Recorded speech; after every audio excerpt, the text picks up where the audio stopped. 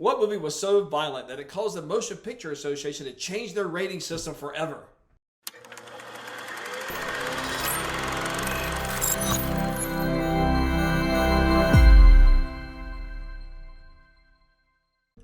Welcome to Retro Film Reviews, where we'd like to take a look back at movies that shaped our generation.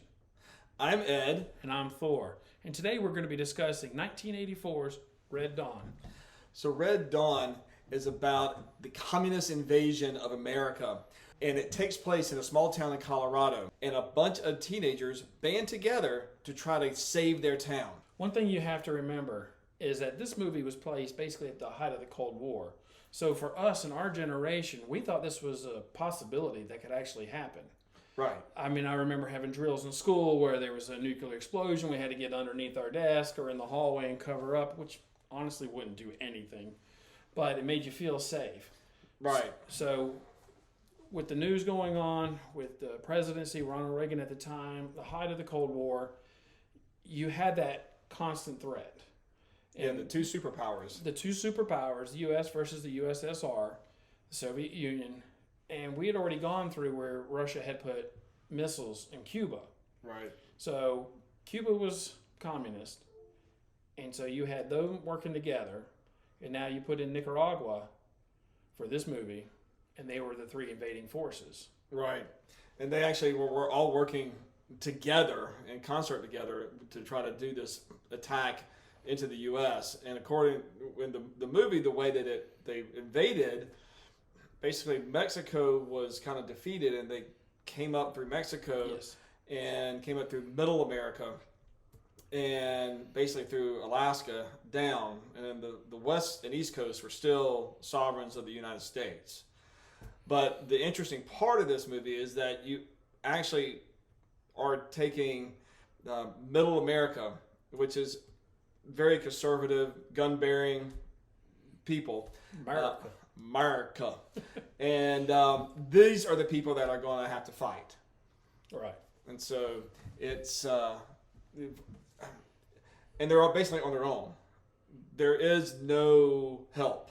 Right. The invading forces had people sabotaging the nuclear weapon sites, the missile silos. They had saboteurs in there, and so we weren't able to launch anything.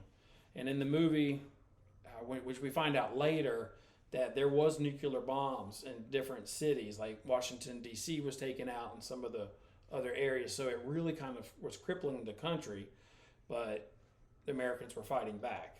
Right. And so you had this group of teenagers, is really all they were, that escaped, and they went up to the mountains.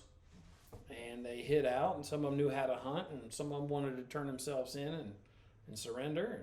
Yeah, which, I think is pretty, there are some critical responses saying that really these teenagers didn't know what they were doing, or that these characters in this movie did not act like real teenagers. But I think they really did a good job of trying to get a cross-section of, like you said, you had kids that were scared and wanted to just surrender because they didn't know what else to do. You had some that were going to fight at all cost, and some were kind of in between. They didn't know. They kind of went along with whoever was leading them. And so I do think that it had a good cross-section as far as the way people would act. And really, the when it gets down to it, the will of these teenagers is really, one, to survive, and then two, protect their country. And so, which also brings in the very patriotic message that it has. Yes. But They had, and luckily they were able to stop by one of the kids' parents' stores, which was a sporting goods store and a gas station, and they were able to get supplies. Because if they weren't able to do that, they wouldn't have lasted a day or two. No. There's no food, no water. You're up in the mountains where it gets colder at night, especially because this was September. Yeah. So this temperature is definitely starting to change.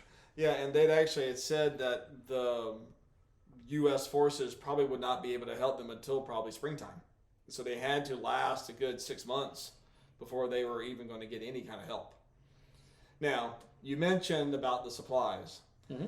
And they also mentioned that the communist group takes out that kid's parents and Right. their store. Where do we keep getting more and more and more supplies? The Army Navy store is not available. No, definitely not. And Walmart's nowhere to be found. This was a little town. This was actually filmed in Las Vegas, New Mexico, not Las Vegas, Nevada. So Las Vegas, New Mexico, a little town. So there was no Walmart, there was no Kmart, there wasn't a Target.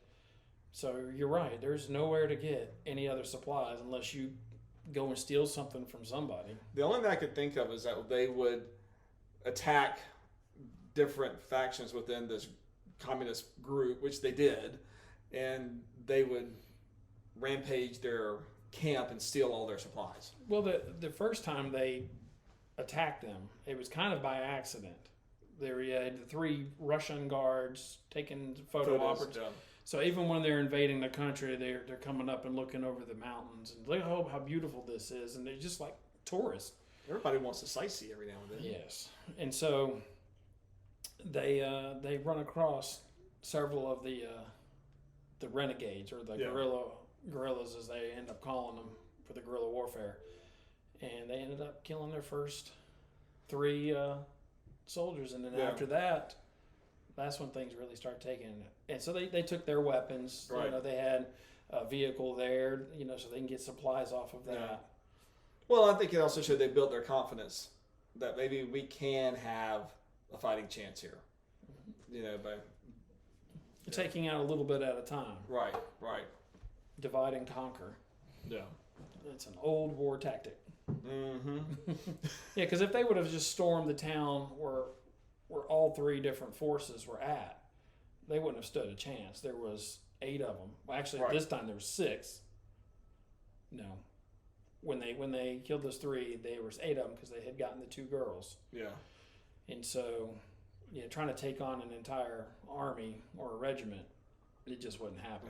Yeah. Even for the movies, just wouldn't happen. You know, you talked about the girls. It was honestly for that time, early '80s. I would say these were very strong women roles in Yes. this group because they pulled no punches. They were just as much of a fighting machine as the guys were. Well, they had to be. Right. It's survival. Yeah. But I'm saying a lot of the movies of that time, women were not portrayed like that. Well, no. And so I know it's just kind of good. Same year that 16 Candles came out with Molly Ringwald, so Right. a complete different character from Right. so. And so they really got down and dirty, which I know it's kind of off topic, but when they interviewed the females for the role, they had actually asked them would they be able to kill a bunny in the wilderness. And so anybody that said no, their resume got tossed. And so I think it was Leah Thompson who basically said, "You mean a rabbit?" Well, they said, "No, we're talking about a bunny." She's like, "Well, if it'll keep me alive, yes, I'll do it." And they're like, "You're hired." Can I keep the little foot? Put it on a chain? You know they don't have those anymore. I don't see them. Lucky The Lucky Rabbit's Rabbit's foot. foot? How lucky was the rabbit to lose a foot? I don't think he was very lucky at all. But they kept making more. Yes. It's like a lizard's tail. It just regenerates. So, but no, another thing about the sporting goods store, the one thing that kind of bothered me was you had Colonel Bello, which was the Cuban leader there in the town. He was telling the KGB, you need to go to the sporting goods store, and there's a form. I think it was, I wrote it down. I got notes. So it was form 4473. Remember that? Because it gave a list of who all in the town owned weapons, where they were, their address, because he said they could cause trouble, potential to cause trouble. Well, of course they would. So, Right. and a little history, like real history, was they wondered in World War II or after World War II, they asked Japan, how come you didn't invade mainland America, and they said I'm going to get it wrong, but basically there's a rifle in every house. Right. They knew all the farmers and hunters had rifles, and they said we wouldn't stand a chance. Right. Yeah. the hometown militia is going to take over. Yes. Well, I mean, honestly, in today's world, I don't think there's communists who ever got past Texas. Nope. I don't think that'll happen. Deep in the heart of Texas. So now, what were some of your favorite characters? I like Patrick Swayze's character. He was a jock. He was a little tough on his brother, who was played by Charlie Sheen. But even though he was scared at first, he took charge. Right. He got as many people as he could in his truck and got them up to the mountains. He had a plan. We're going to the mountains. We're going to stop at the store. We're going to load up on stuff. When he got up there, he started making a fire immediately. He's worried about shelter. All the stuff a leader would do. And so he was the protector. He was the guide. He assumed the role that he was supposed to do. And everybody just gravitated towards him. And I agree with you. I think he was my favorite character too. He understood leadership, and that sometimes you either have to make the harsh decisions, and then sometimes he actually, in making, I don't say forgiveness, because we had the one character that had betrayed them. What? I'm just kidding. And that he was going to shoot him, and really kind of decided to give mercy, but just banning him from the group. And so I think that takes impressive leadership skills. Now, not everybody appreciated that, but no, Pony Boy didn't. And no, he did not. But you're right. He was the reluctant leader. He didn't necessarily want to do this, but he knew he had to, or else he was going to be their only chance to survive. Yeah, on the first day, when the invasion came, and they got to the mountains, the one guy, Danny, said, well, I'm the student body president, so I'm going to be the leader, and I think we should turn ourselves in. Patrick Swayze was like, well, take your stuff and go. Yeah. Get out of here. Anybody else wants to go now. Of course, knowing me, of course, I'm a lot older than what he was in the movie. I was thinking, if I let somebody go now, they know where I'm at. Yeah. So if I let that person go, let them go. Don't hurt them. Just let them go. I'm going to move from where I'm Quickly. currently stationed. Yeah. So, and of course that could be military training. I don't know. I don't know. So, do you have some other characters that you like? Some of the characters, I didn't necessarily agree with their mentality. As far as you talked about Pony Boy, which is C. Thomas Howell, Right. and his character Robert. And he was angry. He was angry all the time, and I get it because they killed his parents, and he was all about revenge. And while yes, we have people invading our country and we need to help take care of that, but having a revenge mentality all the time doesn't always put everybody in the best position possible. No, and that's what got him killed. Exactly. He was so bent up with anger that when the helicopters came, he just stood in the open and shot at them. Right. You can't do that. Yeah. So Exactly. a big boulder is your friend to hide behind when a machine gun is coming at you. Yeah. And I do wish, I did talk about the girls in there being, not Nancy's. In other words, just trying to, coax on the tails of the guys. They really didn't give them a whole lot to do. Like, they didn't have a lot of dialogue. No. And which I don't know if that had a lot to do with maybe that, I don't know, there was a lot of tension between some of the actors on stage, which was really mainly Patrick Swayze and Jennifer Grey during this. So I don't know if their tension offset fueled anything with the script, but I don't know. I doubt it. That would play into, because later they went and were together for Dirty Dancing. Yeah. And I know when she was auditioning, she's like, I don't want to work with Patrick Swayze because of what happened on Red Dawn. She didn't go into any detail. She just said, I don't want to work with him. Yeah. Do you know where of course they did. Yeah. Do you know where the root of their problems occurred? No.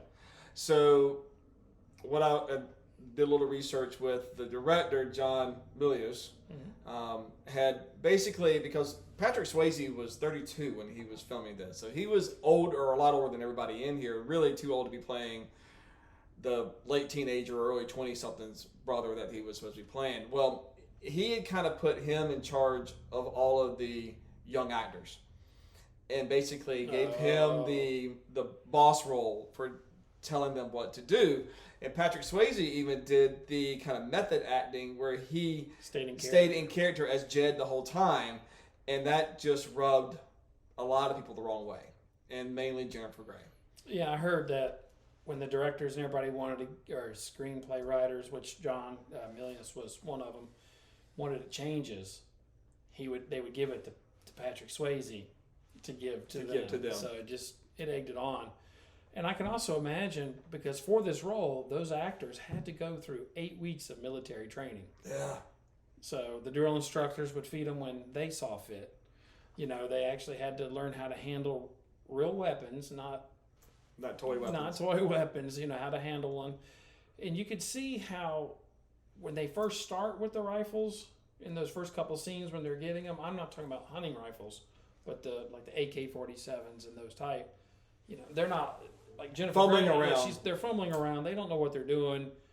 But almost in the next scene, they're like expert marksmen, which is something. They were killing the bunnies. They were killing the bunnies. There was one deer killed, not for real, but there was one deer killed. Yeah. But when we talk about that the girls didn't have a lot of dialogue and everything, I think because they weren't the main characters. Right. You had Patrick Swayze, which I think was probably the top build character for the Wolverines is what they called themselves. That was the school mascot, but that's what they became, was the Wolverines. Yeah. Which I love that quote. Wolverines. That's right. Every time I see it on social media, they show like a picture of this. They go, not this word, but they'll show a scene from it, and they go, "What is this?" And I go, "Wolverines." They go, "It's Red Dawn." I'm like, I know that, but that's the quote. So, yeah, Hugh Jackman hooking up at the corner. No, here I am. Yeah, really. So, Patrick Swayze, but then with the story arc and the character development with C. Thomas Howell playing Robert, like you said, him going from a scared kid, finding out his parents are murdered, he's just out for revenge. So I think he's another key component in that the girls, the women, they do play a vital role. And there's one scene I know that's deleted because there's a F-15 pilot that is captured where he's shot. Yeah. He's shot out of his plane, and they capture him, I should say. And so, but there's a scene with one of the women that Leah Thompson is cut out. And I think I'm rambling. No. So, but yeah, so when we're talking about this character, Tanner is the guy's name, and is played by Powers Booth, and he basically kind of comes along with the group for a couple of months, and he's helping them out and kind of giving them some military tactics and training.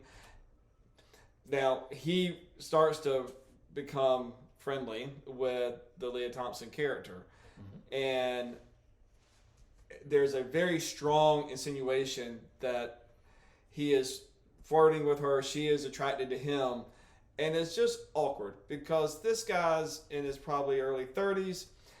She's supposed to be a teenager. Now, she's 23 years old when the movie was filmed, but she's supposed to be like 16. Right. And it's just icky. But there was a deleted scene that was supposed to be a romantic scene between them. Right. That did not test well for that same reason. And I think, on a side note, when you're dealing with somebody who is representing the U.S. military, and the morals and standards that they have. And he preached all throughout that movie about he had a family and a wife and all this kind of stuff, for him then to go cheat on her with a 16-year-old. And statutory rape and all that kind of stuff. It's just really bad. I'm not saying that I'm not condoning it. But, at one point, because she said, do you have a wife, this and that? And he goes, yes, but I don't know if she's alive because of that. That does not give him the right or an excuse. I'm just saying that he probably feared that his family was dead. Yeah. So, and she just swooped right on in. Swooped right on in. No, and what's also kind of disturbing about it, not because of their age difference, is because whenever the group get the two girls, the grandfather says, the soldiers try to have their way with her.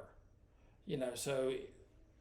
That was why she didn't talk a lot. That's why she didn't talk a lot. So either she was raped or close to being raped, then all of a sudden now she's got these sexual feelings within a short time.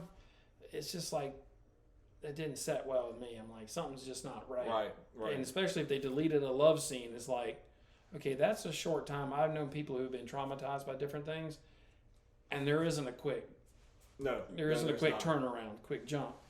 So another part of the movie that I was a little disappointed with,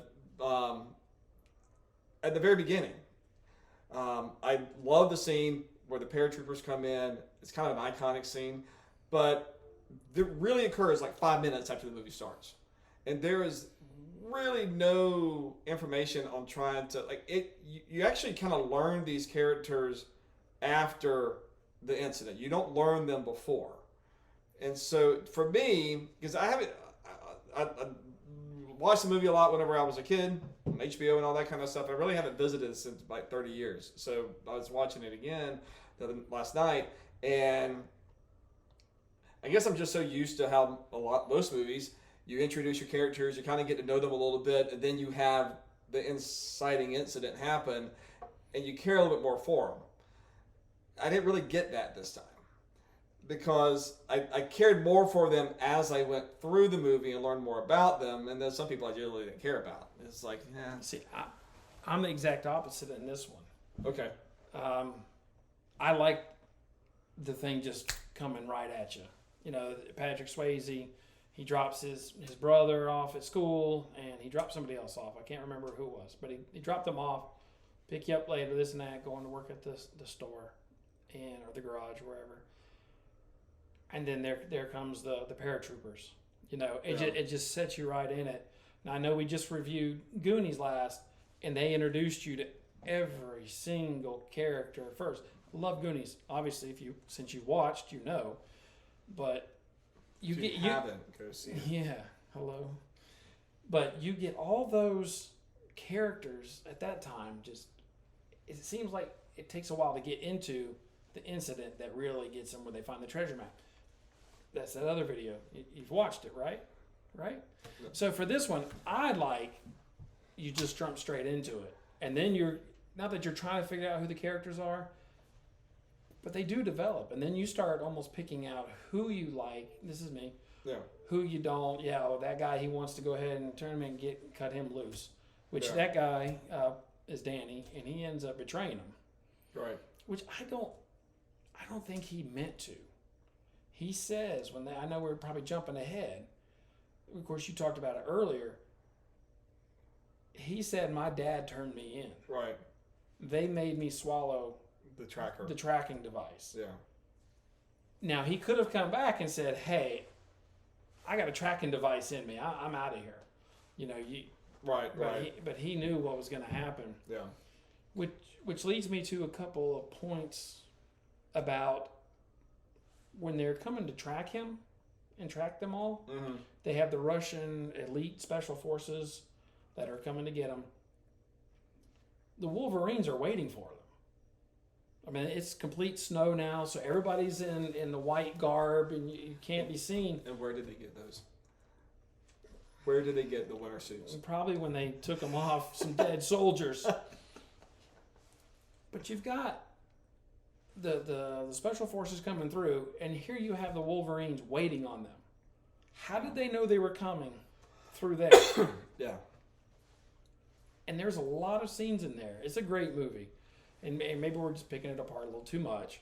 But there's a lot of times where there's a roadside armament of different vehicles for the Russians or Cubans, and maybe they're about to execute some people, but here the Wolverines are up in the cliffs. It's like, of all these miles of roads, how did you know they're going to be at this location?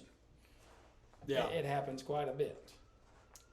Well, there's also a month in between each scene. So they have a whole month of recon that they're doing to try to figure out where this one place is going to be. That's true. It starts in September and goes through February. Yeah. Who knows? Movie magic.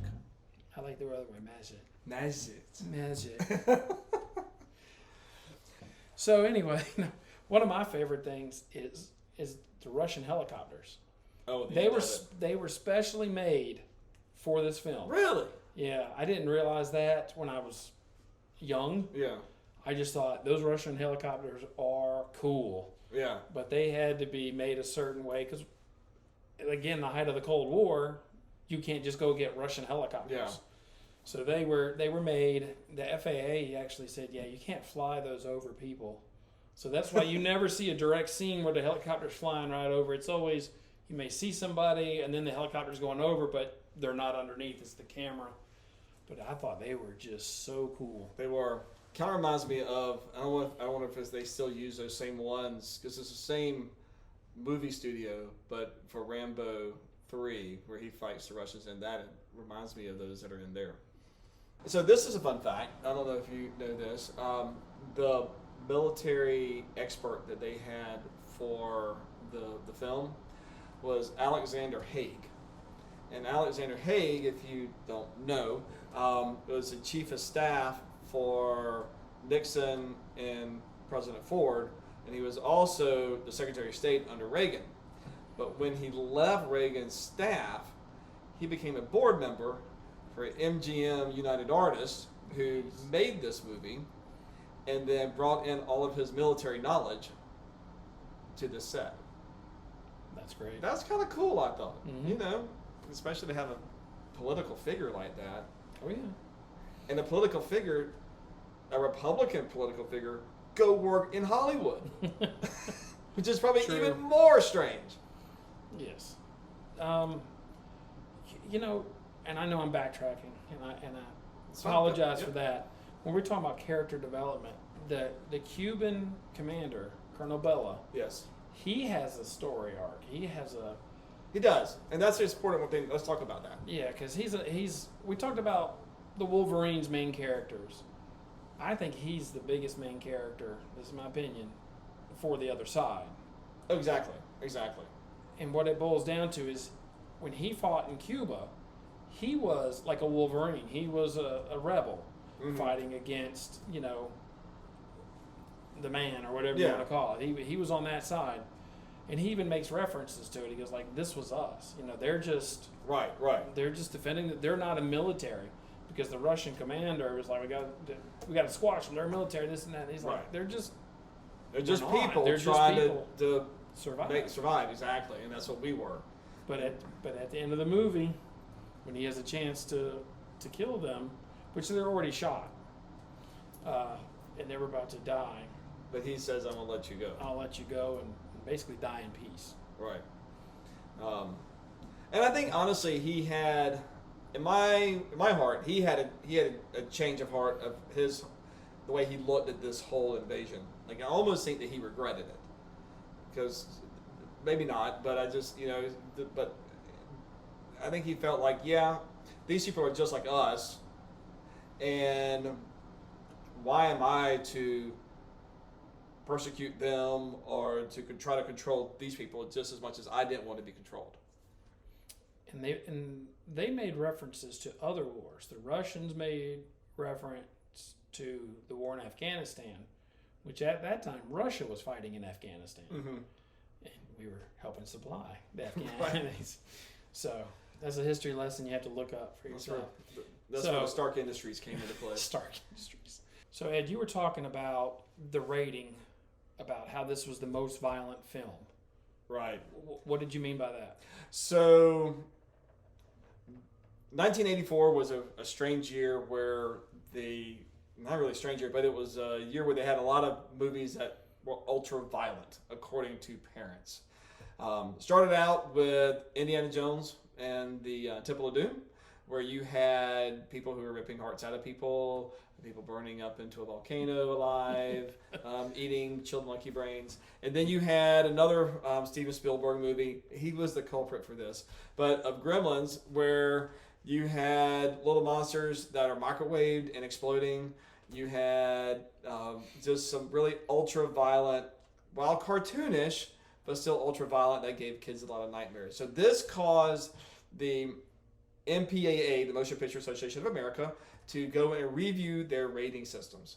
And so while Gremlins and Indiana Jones had a PG rating, they knew that this wasn't enough to make it R, because you got to say certain bad words and have certain body parts be showed to be able to get that R rating, and none of these had that. But they wanted something in the middle. And that's where they created the PG-13 rating in 1984. Now, Red Dawn was the first film to be released. The first film actually to get the PG-13 rating was actually The Flamingo Kid, but it got released in December. So, little fact there. Very nice. I mean, yeah, Ghostbusters was in 84. There's a lot of violence in that. Yes, supernatural. Karate Kid was in 84? Karate Kid was in 84. Come on now. Justice for Johnny. That was an illegal kick. It to was. the head. And was 16 Candles in 84? Yes, it was. That's another one that definitely should have been the PG-13 one in today's standards. In today's standards, yes, it definitely would be.